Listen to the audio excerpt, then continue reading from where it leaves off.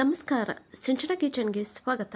ಇವತ್ತು ದೋಸೆ ಜೊತೆಗೆ ಅಥವಾ ಚಪಾತಿ ಜೊತೆಗೆ ಆಲೂಗಡ್ಡೆ ಪಲ್ಯ ಹೇಗೆ ಮಾಡುವುದು ಅಂತ ನೋಡೋಣ ಬನ್ನಿ. ನೋಡಿ, ತುಂಬ ಸಿಂಪಲ್ಲಾಗಿ ಮತ್ತು ತುಂಬ ಟೇಸ್ಟಿಯಾಗಿ ನಾವು ಆಲೂಗಡ್ಡೆ ಪಲ್ಯವನ್ನು ಮಾಡುವುದನ್ನು ನೋಡೋಣ ಬನ್ನಿ. ಇವತ್ತು ನೋಡಿ, ಆಲೂಗಡ್ಡೆ ಪಲ್ಯ ಮಾಡುವುದಕ್ಕೆ ನಾನಿಲ್ಲಿ ಒಂದು ಕಡಾಯಿಗೆ 1-2 ಟೇಬಲ್ ಸ್ಪೂನಿನಷ್ಟು ಎಣ್ಣೆ ಹಾಕಿದ್ದೇನೆ. ಎಣ್ಣೆ ಸ್ವಲ್ಪ ಬಿಸಿ ಆದ ನಂತರ ಇದಕ್ಕೆ ಉದ್ದಿನಬೇಳೆ ಹಾಕಿ, ಉದ್ದಿನಬೇಳೆ ಚೆನ್ನಾಗಿ ಕೆಂಪಗೆ ಆಗೋವರೆಗೂ ನಾವು ಫ್ರೈ ಮಾಡ್ಕೋಬೇಕು. ತುಂಬ ಜಾಸ್ತಿ ಫ್ರೈ ಮಾಡಲು ಹೋಗಬೇಡಿ, ಸ್ವಲ್ಪ ಕೆಂಪಗಾಗಬೇಕು. ನಂತರ ಈಗ ಇದಕ್ಕೆ ಸಾಸಿವೆ ಜೀರಿಗೆ ಹಾಕಿ, ಸಾಸಿವೆ ಜೀರಿಗೆ ಚಟಪಟ ಆದ ನಂತರ ಹಸಿಮೆಣಸಿನ್ಕಾಯಿ ಹಾಕಿ. ನಾನಿಲ್ಲಿ ಸ್ವಲ್ಪ ಹಸಿಮೆಣಸಿನ್ಕಾಯಿ ಜಾಸ್ತಿನೇ ಹಾಕಿರುವುದು. ಆಲೂಗಡ್ಡೆ ಪಲ್ಯ ಸ್ವಲ್ಪ ಖಾರವಾಗಿದ್ದರೆ ದೋಸೆ ಜೊತೆಗೆ ತುಂಬಾ ಚೆನ್ನಾಗಿರುತ್ತೆ, ಹಾಗಾಗಿ ಸ್ವಲ್ಪ ಜಾಸ್ತಿ ಹಾಕಿದ್ದೇನೆ. ಸ್ವಲ್ಪ ಕರಿಬೇವು ಮತ್ತು ಸ್ವಲ್ಪ ಉಳ್ಳಾಗಡ್ಡಿ ಸ್ವಲ್ಪ ಜಾಸ್ತಿನೇ ಹಾಕಿ. ಉಳ್ಳಾಗಡ್ಡಿ ಜಾಸ್ತಿ ಇದ್ದರೆ ಆಲೂಗಡ್ಡೆ ಪಲ್ಯ ತುಂಬಾ ಚೆನ್ನಾಗಾಗತ್ತೆ. ನೋಡಿ, ಉಳ್ಳಾಗಡ್ಡಿ ನಾವು ಎಷ್ಟು ಚೆನ್ನಾಗಿ ಕೆಂಪಗೆ ಫ್ರೈ ಮಾಡ್ತೇವೋ ಅಷ್ಟು ಚೆನ್ನಾಗಿ ಪಲ್ಯ ಆಗುತ್ತೆ.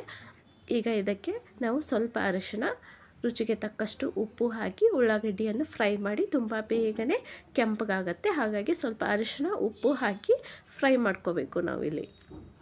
ಈಗ ಒಂದು ಸತ ಎಲ್ಲವೂ ಚೆನ್ನಾಗಿ ಮಿಕ್ಸ್ ಮಾಡ್ಕೋಬೇಕು ನಾವು. ನೋಡಿ, ಒಂದು ಸ್ವಲ್ಪ ಮೇಲ್ಗಡೆ ಮುಚ್ಚಿ ಬಿಟ್ಬಿಡಿ, ಚೆನ್ನಾಗಿ ಉಳ್ಳಾಗಡ್ಡಿ ಫ್ರೈ ಆಗುತ್ತೆ. ನೋಡಿ, ಇವಾಗ ಒಂದು ಸ್ವಲ್ಪ ನಾನು ಪುದೀನ ಸೊಪ್ಪು ಮತ್ತು ಕೊತ್ತಂಬರಿ ಸೊಪ್ಪನ್ನು ಹಾಕಿ ಚೆನ್ನಾಗಿ ಮಿಕ್ಸ್ ಮಾಡಿ ಮೇಲ್ಗಡೆ ಮುಚ್ಚಿ, ಇನ್ನೂ ಪುದೀನದು ಘಮ ಸ್ವಲ್ಪ ಜಾಸ್ತಿಯಾಗಿ ಇನ್ನೂ ಚೆನ್ನಾಗಾಗತ್ತೆ. ಹಾಗಾಗಿ ಸ್ವಲ್ಪ ಉಳ್ಳಾಗಡ್ಡಿ ಜೊತೆಗೇ ಪುದೀನ ಮತ್ತು ಕೊತ್ತಂಬರಿಯನ್ನು ಫ್ರೈ ಆಗಲು ಬಿಟ್ಬಿಡಬೇಕು ನಾವು.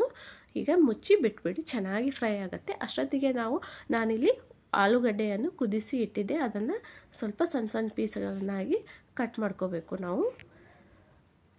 ನೋಡಿ, ನಾನು ಆಗಲೇ ಒಂದು 5-6 ಆಲೂಗಡ್ಡೆಯನ್ನು ಕುದಿಯಲು ಇಟ್ಟಿದ್ದೆ. ಈಗ ಕುದ್ದಿದೆ, ಅದನ್ನು ಕಟ್ ಮಾಡಿದ್ದೇನೆ.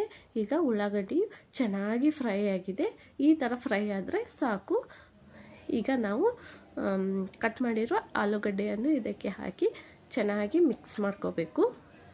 ಈಗ ಮಿಕ್ಸ್ ಮಾಡುವ ಮುಂಚೆ ಒಂದು ಅರ್ಧದಷ್ಟು ನಿಂಬೆಹಣ್ಣಿನ ರಸವನ್ನು ಹಾಕಿ ಚೆನ್ನಾಗಿ ಮಿಕ್ಸ್ ಮಾಡ್ಕೋಬೇಕು. ನೋಡಿ, ಇದು ಜಾಸ್ತಿ ನಾವು ಬಿಸಿ ಮಾಡಲು ಹೋಗಬಾರ್ದು, ಸ್ವಲ್ಪನೇ ಬಿಸಿ ಮಾಡಬೇಕು ಆಲೂಗಡ್ಡೆ, ಇಲ್ಲಾಂದರೆ ತುಂಬ ಮೆತ್ತಗಾಗಿಬಿಡುತ್ತೆ.